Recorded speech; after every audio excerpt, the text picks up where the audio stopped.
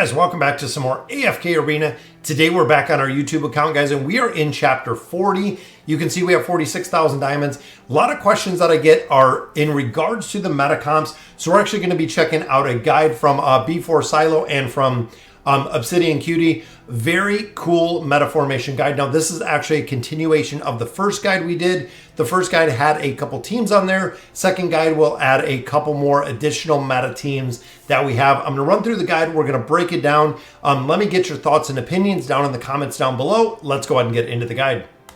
So here it is, guys. Again, big shout out to B4 Silo and Obsidian Cutie. This is actually the second part, so this is part 2 to the guide. First one we look at, guys, is the 5-pole. Now, the 5-pole does have to have Iran, and it does have to have Zollrath. Zollrath does have that 3 of 9 furniture to be able to actually get this functionality. Now, one thing right off the bat that a lot of players don't realize is equipping the call on Iran allows him to pull faster, allows him to freeze clustered enemies faster.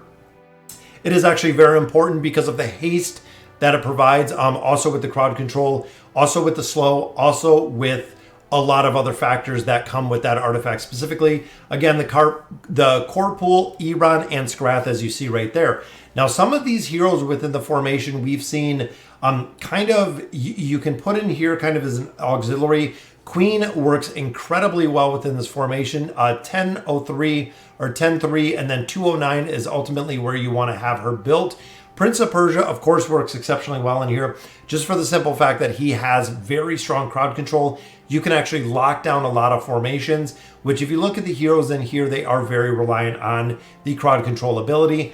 Ezio, 209, guys, his 9 of 9 furniture gives him a 500 energy bonus, which means that he will use his insta-kill much, much faster within formations. Also, he has a very high chance of dodge, which works well within this formation. Leonardo da Vinci, 203 and then 309. He is very, very strong when it comes to the crowd control aspect. He can actually provide not only the crowd control aspect, but also a very high damage buffer when it goes to the 9 of 9 furniture, which makes him incredibly valuable. In addition, is if he does take burst damage, he will actually kind of do a cheat death and he'll run away to another part of the battlefield, resulting in him not dying within the formation. Then, of course, guys, 3 of 9 with Raku. Raku strives and lives off of crowd control. He actually gets a boost. He'll put up his mark within targets that are crowd controlled, allowing him to do additional damage, which means that he is going to put down a ton of damage. Now, situational 303, guys, you can see Zollrath is in here. Zollrath does prolong this comp, so you can actually pull all 5 heroes faster. The energy regeneration is much faster. He also does an incredible amount of damage. The 303, again, is required. That 3 of 9 furniture is what does the time delay when enemies come onto the battlefield, meaning that it really does work in here with a combination of running it with Zollrath. Now, you can see the notes down here, guys. It relies on Zollrath's 3 of 9 furniture, and Iran to cluster the foes, Queen to chain crowd control them, strong against most squishy enemies, weak against Brutus and Thorin.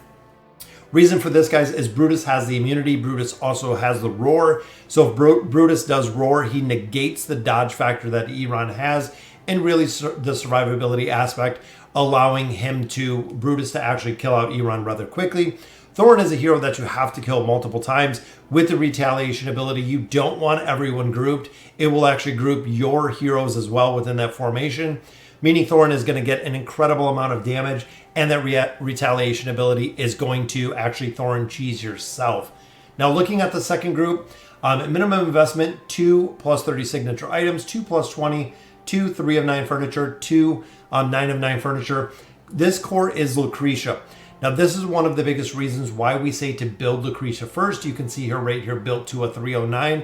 Equip the dual divinity. Lucretia goes straight to the enemy side of the battlefield, right to the back row, which is super strong. The only time that I would not put that artifact on her is if you are including her within that 5-pole, which a couple of heroes do, meaning everyone is going to be on the allied side. They are not going to go to the enemy side. Now, looking at the auxiliary team in this one, guys, we do have Lorzan E+. If you build them higher, it will work. But the big reason for this, guys, is when Lucretia is on a target, if that target is linked, both of the targets will take a considerable amount of damage.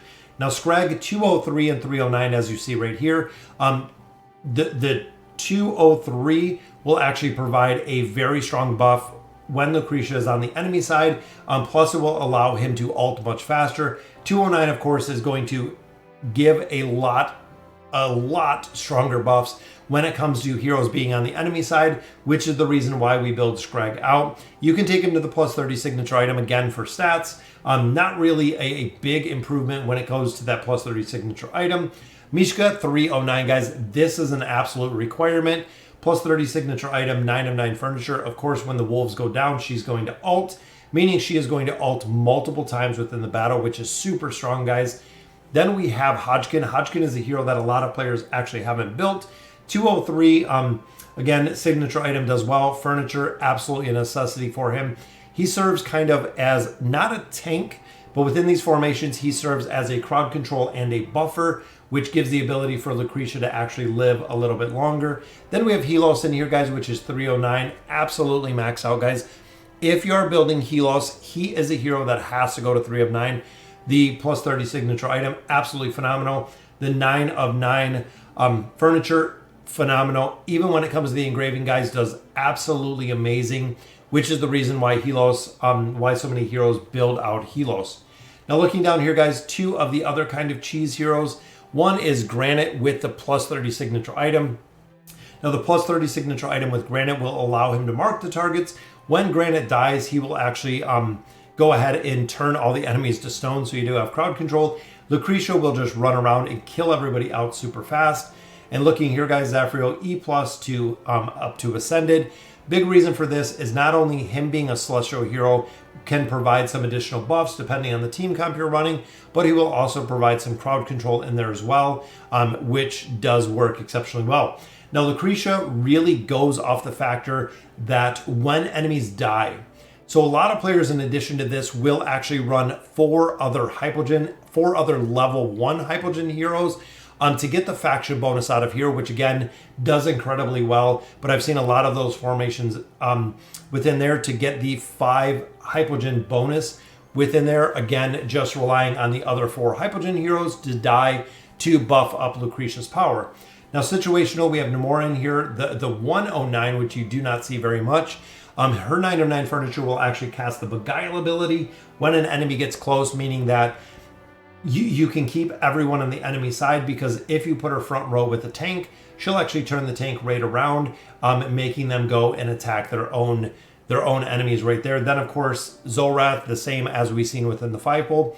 Zollrath will delay the enemies coming onto the battlefield with that 3 of 9 furniture, allowing Lucretia to actually get to the enemy side of the battlefield by the time the enemy actually gets fully in there. So it relies on Lucretia as a solo carry, getting boosted by the auxiliaries, which is this second row right here. Strong against almost every team, weak against stalling teams. So if you have teams like Pharrell or Lorzen, when he is built out, guys, is an incredible asset because he will shield everyone with the 9 of 9 furniture, making it very difficult to go through because the shields with him are actually pretty strong. Pharrell, of course, will provide not only crowd control, but also the energy disintegration within this team, really taking out some of the meta comp abilities in there. Now, Charmazar, this is one of my absolute favorite guys. We have Mahiracore. She is actually one of the earliest heroes that you do want to unlock within AFK Arena. She works at any level, which is the big reason why so many players do build her early. Even if you have 1 copy at Elite, or if you take her up to Ascended 5 stars, the functionality and the abilities remain the same, which is exactly what you want her to be built for. The stronger you build her, again, her abilities are really relying on the ultimate ability, not the overall damage that she puts out. She's relying on the enemy team killing themselves. Now, Rowan, guys, 300 to 303. Rowan is a hero that you want to prioritize. He is actually probably short of Ainz, Lucretia, Rowan, probably fall right around the same little area to max out those signature items to a plus 31st. Does absolutely amazing with the energy potion that he provides. Once a hero hits a certain energy, they will actually ult after drinking the energy potion that Rowan possesses. Now, Kazard. Kazard is a hero you have to have at Mythic. That is right, guys. The only reason why players build Kazard is that plus 30 signature item, which will extend the duration of your buffs on there by 60%, meaning that the mesmerize ability that we have with Mahira will be further extended because of Kazard and that plus 30 signature item. If you don't have the plus 30 signature item, there's honestly no reason to use Kazard within formations. Then of course we have Rose, guys, 203, 309. Again, the 203 works exceptionally well. She will actually give the power to Mahira. Mahira is the one that she's going to be following, allowing the mesmerize effect to have a chain effect with the duration that we get from Kazard being built, which absolutely works phenomenal, guys. Now the auxiliary heroes, of course, we have 303, 309 with Zollrath. Zollrath does an incredible amount of damage, and again, delaying entering onto the battlefield. With Leica, it provides some energy and some haste, again, allowing Mahira to ult much faster. 309 with Raku. Raku, again, another hero that is very reliant on the crowd control that this team provides. He can actually be a hero that is a finishing hero for a majority of the Charizard team comp. Then we have Brutus. You can notice here it is E+. Brutus, again, is the immunity shield, guys. He is literally just a meat shield within formations, meaning that he will take a blunt amount of damage. He'll shield, which is usually almost off the instance. Once he shields, it's just a matter of time that you can chain the crowd control before Brutus actually dies. Now, two other heroes that do work incredibly well in here, Damon. Damon scales with heroes. Damon is also very difficult to kill. So if an enemy team actually does get onto Damon or they get out of the crowd control ability, he is very strong to put them back in there or hold the ground depending on the team. 203, 303, building that plus 30 signature item out eventually. Then of course, Oden. Oden provides crowd control, energy disintegration, also displacement, meaning that if an enemy does come on the allied side, Oden can actually port them back to the enemy side, resulting in kind of stacking the enemies within that side. Now equip the Windbinder on Mahira to make it start the cycle faster. That will actually be a big energy boost for the first ult. Relies heavily on chaining Mahira. Charms by having Rose and Rowan regenerate energy. Slow pace teams and tanks. Brutus, Mizoth, again, those tanks that have the ability to one, crowd control, or two, have the ability to kind of negate damage like Brutus when he goes immune. We cannot mesmerize him. So it does get really strong on that team comp. So guys, next one, Raku and Ren. I love how we put this one together, guys. Using either the core of using Raku or Ren. This one, I would probably prioritize building Raku because you can actually see in a bunch of other comps, especially if you're not running 5 full comps. Kren will work exceptionally within the Mauler Tower, but I would prioritize building Raku over Kren just for the simple fact that he is used in the formation with Charizard. He is used in the formation up here with the 5-pole. There's multiple places that you can utilize him outside of just utilizing him for the towers. Now the auxiliary heroes further buff, of course, Arthur. Arthur is going to throw one of the two of these guys into his aura, meaning they are going to attack much faster with the regular attack. Much faster regular attacks mean more ultimate abilities, which Kren is very reliant on. Raku, you just want the normal attack size. He is supercharged damage when it comes to crowd control in those normal attacks, which Prince of Persia, of course, very strong when it comes to crowd control. Absolutely love seeing him in this formation. Ezio, 9 of 9 furniture, again, exact same thing. Raku can get them low or Kren can get them low. Ezio will go around and actually finish them out. Mishka, crowd control again, survivability with the tank, but the crowd control aspect in there will further buff what Raku is doing. Mortis in here for buffs, guys. Mortis can actually buff up either of these, and they will do exceptionally well. Oden in here for the damage and the crowd control as well. Same as Leonardo da Vinci, multiple forms of crowd control and also a really strong damage boost when you get to that 9 of 9 furniture. Equip the longbow on Raku or Kren, make the normal attacks even stronger. Relies on Raku or Kren to dish out damage. Strong against static targets and squishy targets. Again, Thorin, very, very difficult to deal with in this one. Isabella because of the crowd control. And then, of course, burst teams, guys. You have to make sure, and a lot of people don't realize this, is there are very specific meta teams that are reliant on the team that you're fighting. And again, I know a lot of players don't get this part, but you have to think what teams they are strong against, what teams they do not work against. So this is not a team comp specifically that you would work against a Thorin comp, because this will not work. Or if it's a heavy burst team with Athalia, again, short of over leveling or power leveling it up, it will not work against specific teams that you're fighting.